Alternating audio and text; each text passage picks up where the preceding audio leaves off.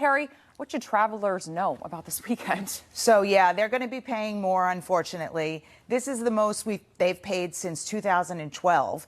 Obviously, the prices are higher because of a lot of different factors. First, that the hottest summer on record, which is really pushing prices up, and OPEC's cutting supply.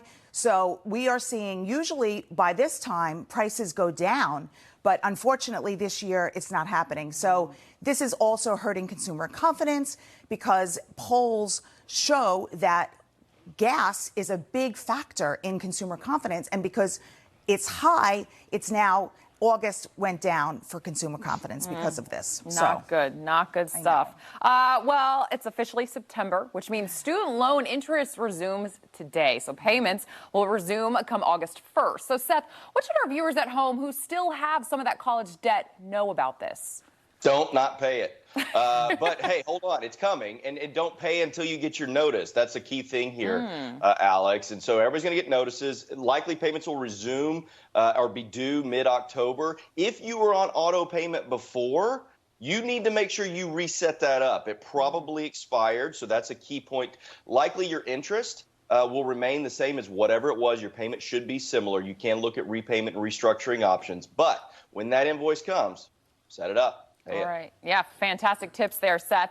So a new report from Lending Club, it says 61% of Americans are living paycheck to paycheck. That number is up 3% compared to just last year. Cary, tell us more about this. Yes. So unfortunately, people are really feeling the pinch of inflation and 11 rate hikes. So people's budgets are really stretched now more than ever. We're seeing double digits paying for credit cards. We haven't seen that in decades. People are just paying more for lending, which is stretching their budgets.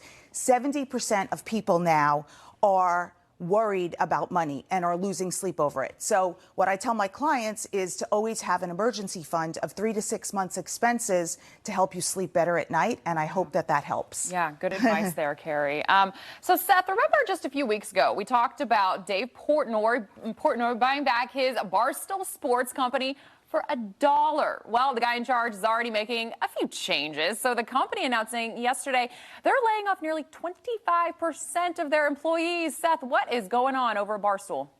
You got to make money. Dave owns it now, and he realizes that sinking ship doesn't work. And as we all love Barstool Sports and some of what it's got, it still has to make a profit. Otherwise, the lights don't stay on. And he's realizing that. And he's admitted he hates firing people. Matter of fact, for years, he said, if you didn't work, I didn't fire you because I just didn't want to do it. So now it's time to run a business. He owns it again. And unfortunately, as we've talked about a lot of times, in the past couple of years, companies could survive not making money because money was cheap. Money ain't cheap anymore. You got to make it. Yeah, I've seen on social media, he's now posting videos of any employees who are not working. They're showing up late. He will blast them on social media. So he's really sticking to it. And he's HR dream. Yeah, exactly. Okay, so a new report saying tourism-driven cities such as Las Vegas are suffering post-pandemic due to many who work in the hospitality industry refusing to return to their jobs. Cary, what is going on?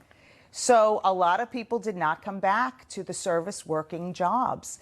They are just not paying them enough to come back.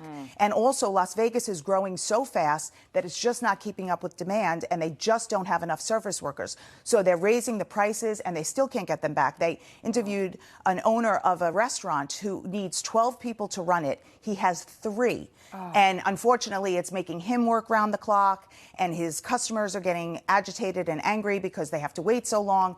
So all around, it's really not good for business. And I really hope it doesn't affect Las Vegas's business when it comes to travel and tourism, because they have a lot of money that they get with conventions. So let's see what happens with that. I mean, Las Vegas is a almost fully tourism-based city. Yes. So this is, not good news. Yes. JCPenney announcing a massive plan yesterday. So the company plans to spend more than $1 billion before the end of 2025. So part of the plan will upgrade stores, their website. Seth, do you think this will be enough to save the 121-year-old company that has just really been struggling in recent years? I mean, you think about JCPenney, they're usually in malls. Malls have almost gone extinct. Do you think this is going to work for them? I don't know, Alex. I hate to say that because I'd like to see it stick around. JCPenney had a target market in that kind of middle income range was their target customer. Unfortunately, it's a tough time for brick and mortars. And what JCPenney needs to do is do what others like Macy's and Kohl's have done and really align themselves with e-commerce solutions. I know some of this money is going to go to update their website. They need to do that. They've got to get people confident that they can deliver to them. My hope is that this iconic brand can stick around, but I'm not holding my breath. Yeah, they really need to revamp that website. That's where everybody seems to shop nowadays. So finally, she just doesn't seem to want to go away. Taylor Swift announcing her massively successful Eras tour will now hit theaters this October. So the pop icon wanted to give fans who couldn't make it to the concert a chance to still see the show. Seth, I want to go back to you on this one. Can we expect tickets to be any cheaper for the movie version of this? I should certainly hope so. Listen, the average resale ticket price, I had to look this up, on the Eras tour was over $3,000, Alex. AMC Theaters is getting the exclusive on this. It's going to be about $20 for adults, $13 for kids. You may not get the real life experience, but likely you can still wear your sequins and sing along. There you go. You can still dress up. Cary, would you go see that in theaters? I would. Yeah. I would. Yeah. Absolutely. It looks like a whole lot of fun. Seth Denson, Cary Carbonara, thank you both for joining us and have a fantastic Labor Day weekend. Thanks, you too.